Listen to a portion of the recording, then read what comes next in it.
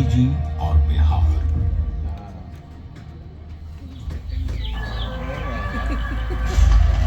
बिहार भारत के स्वर्णिम इतिहास की एक गौरवशाली भूमि। इसी भूमि पर कभी भगवान महावीर और गौतम बुद्ध ने दुनिया को प्रेम और हिंसा का मार्ग दिखाया था। ये कौटिल्य और सम्राट अशोक की भूमि है। ये आर्यभट्ट और शेरशाह सूरी की भूमि है। इसी भूमि पर गुरु गोविंद सिंह और वीर कुंवर सिंह जैसे परम वीर जन्मे हैं। और यहीं पर राष्ट्र कवि दिनकर और साहित्यकार रेणु जैसे विद्वानों ने अपनी कलम से दुनिया को प्रेरित किया है। गंगा की धाराओं से सिंचित बिहार की भूमि ने आदिकाल से ही भारत की शान को बढ़ाया है।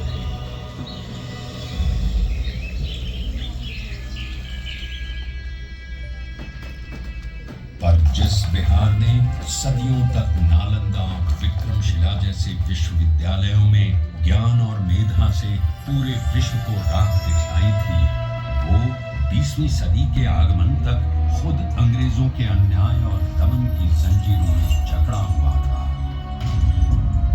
ये वो समय था जब अंग्रेजों ने भारत को पूरी तरह गुलाम बना लिया था।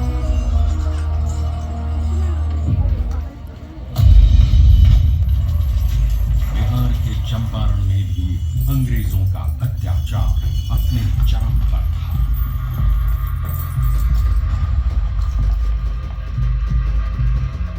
चंपारण की उपजाऊ भूमि अंग्रेजों के लालच के कारण जबरन नील उगाने को लाचार थी और धीमे धीमे बंजर हो गई थी। गोरी सरकार द्वारा लगाए गए लगान और अनेक प्रकार के करों के बोझ तले लाखों किसान बर्बाद थे।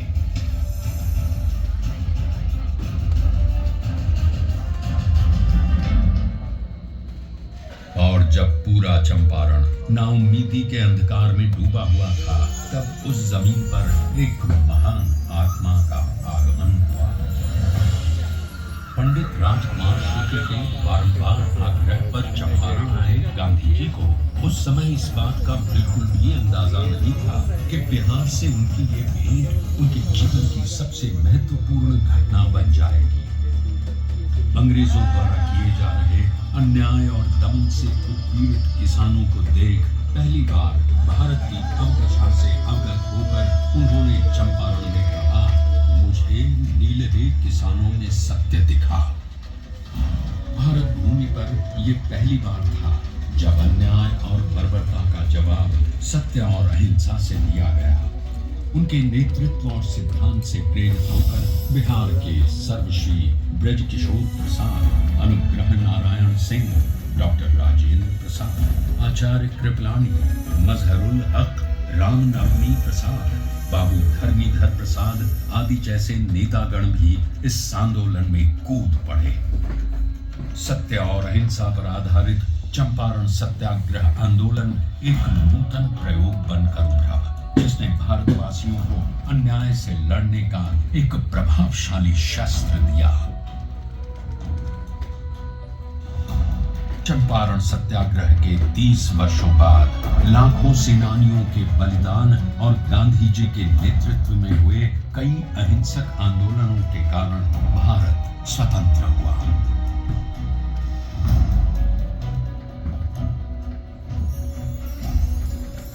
उनके विचारों ने न केवल देश को आजादी की राह दिखाई, बल्कि देश के सामाजिक व आर्थिक पुनरुत्थान का मूलाधार भी बने।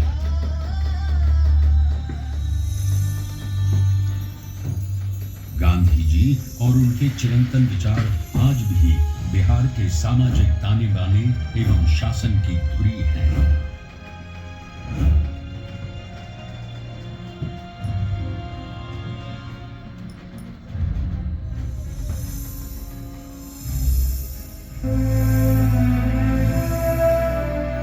सन 2017 में चंपारण सत्याग्रह शताब्दी वर्ष के उपलक्ष्य में बिहार के दूरदर्शी एवं युग परिवर्तक माननीय मुख्यमंत्री श्री नीतीश कुमार जी की प्रेरणा से कई कार्यक्रमों का आयोजन किया गया।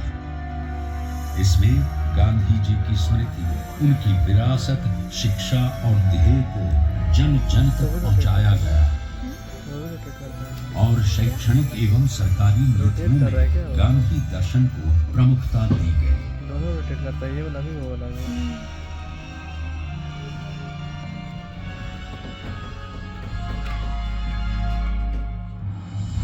राज्य में पूर्ण नशाबंदी, जल जीवन हरियाली, बाल विवाह एवं दहेज प्रथा पर रोक, महिलाओं की शिक्षा, रोजगार, सरकारी नौकरियों एवं स्थानीय स्वशासन में महिलाओं की बढ़ती भागीदारी आदि गांधी जी के सिद्धांतों के प्रति बिहार के समर्पण के कारण ही संभव हो सके।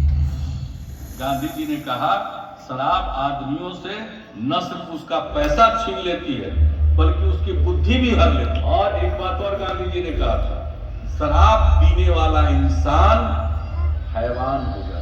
गांव में पी करके आता था, अपनी कमाई का ज्यादा पैसा शराब में गंवा देता था, घर में लौटता था, पत्नी से झगड़ा करता था। अब नहीं पीते हैं, घर लौट कर आते हैं, बाजार से सब्जी खरीद कर आते हैं और अपनी पत्नी को भोजन बनाने में भी मदद करते हैं। क्या माहौल, बच्चों की पढ़ाई पर ध्यान दे रहे हैं। श्री नीतीश कुमार जी के कुशल नेतृत्व में पूरे राज्य में उनसे जुड़ी यादों को संजोए रखने का बहुमूल्य कार्य भी किया गया। भीति हरवा आश्रम एवं बुनियादी विद्यालयों का जीर्णोद्धार, गांधी मैदान पटना में गांधी जी की सबसे ऊंची कांस्य प्रतिमा, बापू सभागार पटना,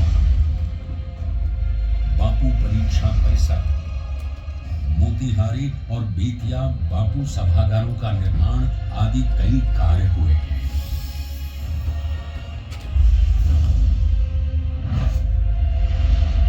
बापू टावर के निर्माण में माननीय मुख्यमंत्री श्री नीतीश कुमार का निर्देश था कि इसे बापू के आदर्शों की ही तरह ऊंचा बनाया जाना चाहिए। अपनी 3 आयताकार एवं 5 रैंप दीर्घाओं के साथ ये अभूतपूर्व बापू टावर आपका स्वागत करता है। ये आपको गांधी जी के जीवन की ऐसी यात्रा पर ले जाएगा जो आपके मन में बापू की एक अमिट छाप छोड़ देगा। हम लोगों ने तय किया कि हम सब लोग गांधी जी के विचारों को लोगों तक अवगत कराएंगे कि 10 से 15% भी नई पीढ़ी के बच्चे बच्चियों के मन में अगर गांधी जी के विचारों का आकर्षण पैदा हो गया और उसके प्रति उनके मन में समर्पण का भाव पैदा होगा तो ये समाज बदल जाएगा, देश बदल जाएगा। ये मेरा पूरा विश्वास है।